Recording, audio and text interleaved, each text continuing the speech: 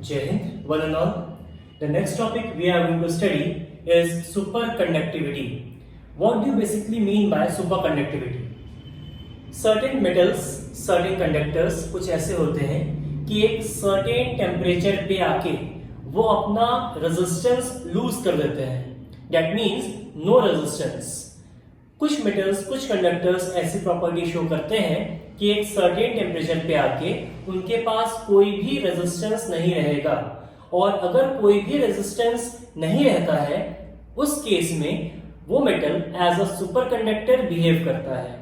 अगर इलेक्ट्रॉन्स जो मेटल में प्रेजेंट है वो कोई रेजिस्टेंस ही, वो कोई ऑब्स्टिकल ही फेस नहीं करेंगे, in that case that conductor will behave as a superconductor.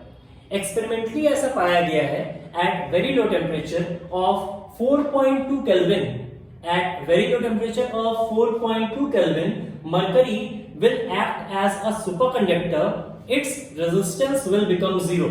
Mercury जो है वो सुपरकंडक्टर बन जाता है और उसका रेजिस्टेंस जो है वो जीरो हो जाता है. Similarly lead at 7.25 Kelvin as a superconductor behave करेगा.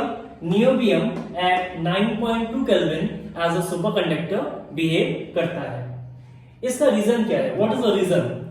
एट वेरी लो टेम्परेचर, जब टेम्परेचर बहुत ड्रॉप कर जाता है उस वक्त आपके फ्री इलेक्ट्रॉन्स जो मेटल्स में, कंडक्टर्स में अवेलेबल होते हैं वो इंडिपेंडेंट नहीं होते हैं, वो एक दूसरे पे म्यूचुअली डिपेंड करते हैं.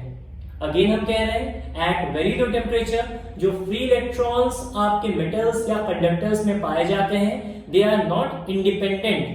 Okay, they will become dependent on each other, or we can say mutually dependent on each other.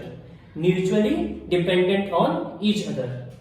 The ionic vibrations which could deflect the free electrons are unable to deflect the non-coherent cooperative cloud of electron. आपके ionic vibration की वजह से, ionic vibrations की वजह से electron अगर अपने path से डिफ्लेक्ट होता जब वो इंडिपेंडेंट होता, आयनिक वाइब्रेशन की वजह से इलेक्ट्रॉन अपने पास से डिफ्लेक्ट हो जाता है जब वो इंडिपेंडेंट हो जाता है. बट जब आपका ये कोहेरेंट क्लाउड है, कोहेरेंट क्लाउड मींस जब वो म्यूचुअली डिपेंडेंट हो जाएंगे तो वो एक साथ मूव करेंगे. इलेक्ट्रॉन्स जो हैं वो एक साथ मूव करेंगे और एक साथ मूव करने की वजह से आयनिक वाइब्रेशन का कोई भी फर्क नहीं पड़ेगा. जब आयनिक वाइब्रेशंस का कोई फर्क नहीं पड़ेगा दैट मींस आपका जो इलेक्ट्रॉन क्लाउड है उसके रास्ते में कोई भी आयन नहीं आएगा. No collision will take place, और अगर कोई कोलिजन ही नहीं होगा, कोई ऑब्स्टिकल ही नहीं आएगा तो रेजिस्टेंस भी नहीं आएगा. दैट मींस रेजिस्टेंस की वैल्यू भी जीरो हो जाएगी. इस चीज को मैं फिर से एक्सप्लेन करता हूं.